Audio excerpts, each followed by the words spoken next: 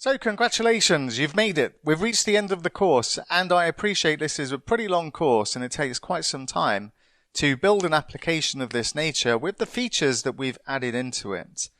And I really do hope that along the way of building this application in the way that we have, you've learned plenty of new things and enhanced your knowledge of the development platforms that we're using with .NET and React and MobX.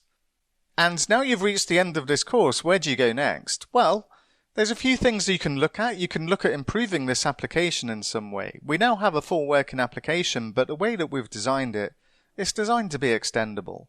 You could add a messaging system so that individual users can message each other. You could add some mapping functionality so that where we add our locations for our activities, you could integrate it with Google Maps. And those are just a couple of ideas. And there's many other ways that you could look to improve this particular application, certainly by adding additional filtering options for the users. You could add paging in other areas where we've not added it. And there's many different ways to add functionality to what we've built here. Also, there is going to be bonus content. If it's not here now because the course has just been released, then it's definitely coming soon. And top of the list to add in this bonus content is an identity cookbook. And in there is going to be things like using external providers such as Facebook to log in.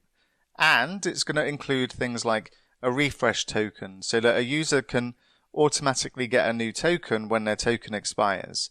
And that'll allow us to reduce the amount of time we need to give to our token expiry at this moment in time. And like I say, that's the highest priority bonus content that's coming. There may be others in the future as well. And another thing that you could do is just literally practice building your own application from scratch using the techniques that we've seen in this particular course and building this particular application. So that's it from me. Once again, thank you so much for taking this course, for getting to this point and building this application alongside me. Thanks again and good luck with whatever it is you do in the future.